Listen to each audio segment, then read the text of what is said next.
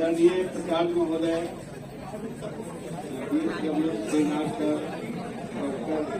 मनोज बाबू, हमारे अध्यक्ष के भास्कर जी, मैडम बाबू, कामदेव बाबू,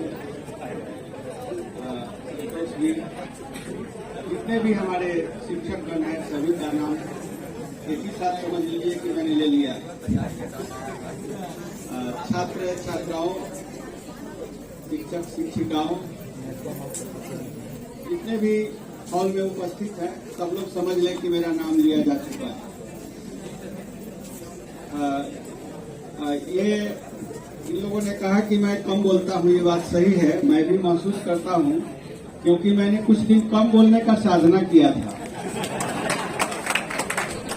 बहुत पहले साधना किया था, नमक छोड़ दिया था और कम बोलता था, बोलता ही नहीं था, मौन रहता था। तो सुनने की आदत ज्यादा हो गई है कि आदमी कह क्या रहा है, और उसके पीछे मैं जाता हूँ कि कहाँ से ये कह रहा है, मैंने उसकी असली परिस्थिति सोचते हैं कि क्या है, उसके अनुसार उसका जवाब या दिया जाता है। और इसके बाद हम लोगों का नामांकन हो गया साइंस कॉलेज में। अब वहाँ फिजिक्स की बात है, वहाँ बोलिएगा तो गड़बड़ हो जाएगा, सुनना ही पड़ता है। और बड़े बड़े विद्वानों के सामने क्या बोल पाएंगे हम लोग। तो हम लोग के शिक्षक बहुत बड़े विद्वान हुआ करते थे, उनकी बातों को हम लोग काफी गंभीरता से सुनते थे, एक एक लाइन सुनते थे, एक एक वर्ड पर ध्यान देते थे कि क्या सर बोल रहे हैं। अब सर तो बोल देते थे लेकिन उसको समझने में हम लोगों को लाइब्रेरी ढूंढना पड़ता था। सेमिनार लाइब्रेरी में जाकर के लाइब्रेरी में किताब ढूंढते थे कि क्या सर बोल रहे हैं। उसमें भी दिक्कत होती थी तो लाइब्रेरियन से पूछते थे कि ये टॉपिक कहाँ अच्छा मिलेगा। अब देखिए लाइब्रेरियन इतना एक्सपीरियंस थे वहाँ कि बताते थे फलाने किताब में ये टॉपिक अच्छा लिखा हुआ है, तो वो किताब हम लोग निकाल के वहाँ पढ़ते थे। तो मैं ये सब इसलिए सुना रहा हूँ कि आपके लिए हम लोगों ने एक लाइब्रेरी बनाया है, सेंट्रल लाइब्रेरी बन गई है। उसमें इलिप्टिकल टेबल लगा हुआ है, कुर्सियां लगी हुई हैं, एसी का इंतजाम है। इतना सब हम लोगों के समय नहीं था, हम लोग पंखा में ही पढ़ते थे, या नहीं तो लाइन कट गया तो पसीना निकल रहा है फिर भी पढ़ाई चल रही। इसलिए शरीर पर कुछ कष्ट उठाना तो पड़ता ही है, तो ये सब करते हुए ही कुछ हासिल होता है। और जैसा कि इन्होंने कहा कि उन्हें सादगी में रहते हैं, तो जमाने ने हमको सादगी में रहना सिखाया। जमाने में परिस्थितियां ऐसी हैं कि इतने चीजों का प्रहार आप पर होता है कि सादगी ही एक रास्ता निकलता है। तो इसलिए आगे बढ़ना है तो आपको ध्येय को निश्चित करना पड़ेगा, और लक्ष्य आप जब निश्चित कर लिए तो उसके अलावे जो कुछ भी है वो सब केवल सपोर्टिंग है। कुछ कम सपोर्ट मिले या अधिक सपोर्ट मिले उससे कोई मतलब नहीं।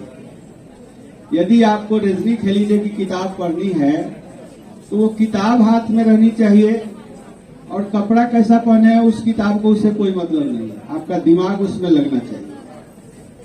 तो सादगी का मतलब यही होता है कि दूसरे में लालच पैदा न हो कि इतना विद्वान बनने के लिए हमको यही पहनना पड़ेगा, ऐसा भाव न आए। तो इसलिए हर तरह के विद्यार्थी उसमें भाग ले सकते हैं। एक बार मैं पढ़ा रहा था तो एक बच्चा थोड़ा कमजोर था, तो मैंने गुस्से में कहा कि तुम अपना सर मुड़ा लोगे तो तुमको ज्यादा समझ में आएगा। तो सचमुच सर मुड़ा के चला आएगा। तो इसलिए विद्यार्थी चाहते हैं कि हम पढ़ें, किसी भी तरह से पढ़ ले। बताइए सर मुड़ा लिया वो पढ़ने के लिए कि सर बोले कि सर मुड़ा लो। एक बार हमारे टीचर बोले कि टाई लगाइएगा तो अच्छा पढ़ाइएगा, तो हम टाई लगा लिए। हमारे अख्तर साहब पढ़ाते थे हम लोगों को। एच.सी. वर्मा के यहाँ गए तो बोले कि आप टाई आप पर अच्छी लगेगी, अपना टाई वो हमको दे दिए। वो अपने टाई नहीं लगाते थे। फिर हम इधर आए तो देखिए कोई टाई नहीं लगा रहा है, तो हम भी टाई फेंक दिए। तो ये सब होता रहता है, पोशाक से कोई खास मतलब नहीं रहता है, लेकिन साफ सुथरा रहना चाहिए, क्योंकि आजकल का युग जो है वो दूसरा हो गया है, पहले का युग नहीं रहा। पहले लोग सादगी पर जोर देते थे, आजकल तो देखने से ही लगना चाहिए कि विद्वान आदमी है। तो बाद में मुंह खोलिएगा तब पता चलेगा। इसलिए आजकल जब आप इंटरव्यू देने जाते हैं तो बढ़िया से जैसे कहता है वैसे तैयार होके जाइए। ये नहीं कि सादगी दिखाने में आपका चयन ही ना हो पाए। तो जिस तरह का इंटरव्यू आप देने जाते हैं उस तरह के पोशाक में सज धज के बढ़िया से जाना चाहिए। दूसरी सुझाव ये है कि आप कुछ वन लाइनर याद कीजिए। जैसे हम लोग इंटरव्यू लेते हैं, वाइवा लेते हैं प्रैक्टिकल में या किसी चीज में, कोई चीज पूछते हैं तो बच्चा समझता है लेकिन एक लाइन में तुरंत नहीं कह पाता है। तो पूछेंगे स्नेल का नियम क्या है, तब वो इंसिडेंट रे, रिफ्रैक्टेड रे करने लगेगा। सब करते करते अंत में सजेस्ट करेंगे हम लोग कि हाँ ये होता है, तब वो अंतिम निर्णय पर पहुंचेगा। तो ये नहीं होना चाहिए, सीधे लॉ को बोलने आना चाहिए। तो कुछ चीजें ऐसी है जो किताब में नहीं लिखी रहती है, अनुभव से हम लोग बता रहे हैं आपको। इंटरव्यू आपका इसलिए भी खराब हो जाता है कि आप वन लाइनर मिस करते हैं। जितना क्वेश्चन पूछा गया उसका सीधा जवाब नहीं दे पाते। एक मेरा विद्यार्थी था, उससे पूछेंगे न्यूटन का नियम क्या है, तो वो शुरू करेगा कि रेस्ट मोशन किसे कहते हैं। और वहां से शुरू करते करते तो हम पूछते हैं कि आपके पिताजी का नाम क्या है, तो सीधे बता देता है। उनकी दादा से काहे नहीं शुरू किया। वो है कि प्रैक्टिस नहीं होने से ऐसा होता है। इसलिए विद्यार्थी के लिए ही अच्छा है कि अपना अध्ययन कीजिए और चीजों को अंडरलाइन कीजिए।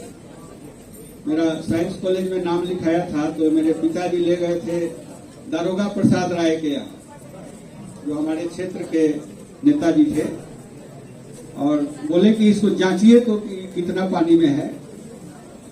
तो दारोगा प्रसाद राय से बहुत कम लोग, बीए पास थे उस समय के, उनसे बहुत कम लोग बातचीत कर पाते थे। तो बातचीत किए, बोले कि लड़का तो अच्छा है, हमको पढ़ने का तरीका वो बताया कि हम किसी भी किताब को पीछे से पढ़ते हैं।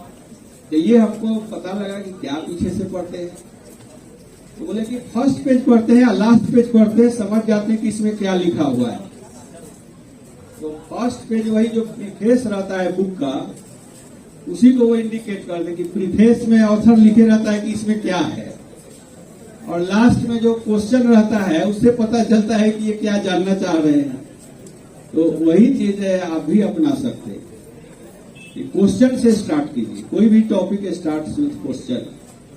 क्वेश्चन आपका अपना भी हो सकता है। पहले अपने मन से क्वेश्चन लिखिए, 10 क्वेश्चन लिखिए, फिर बुक में देखिए कि क्या क्वेश्चन है, फिर एग्जाम में क्या आता है।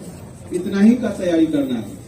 साइकोलॉजी कहती है कि अगर आप किसी चीज को पढ़ लिए कि ये क्वेश्चन क्या है, उसका आंसर जानना जरूरी नहीं है। जब आप शुरू से फिर पढ़िएगा तो माइंड पकड़ेगा उस चीज को, अरे इसका यही आंसर था, यही क्वेश्चन था। तो इसलिए क्वेश्चन तैयार करिए, क्वेश्चनायर इसलिए होता है, और तब शुरू से पढ़ना चाहिए। ऐसे तो बहुत चीजें हमको कहनी थी, लेकिन हम एक लाइन में भी इस बात को कह सकते हैं, सा विद्या या विमुक्तये।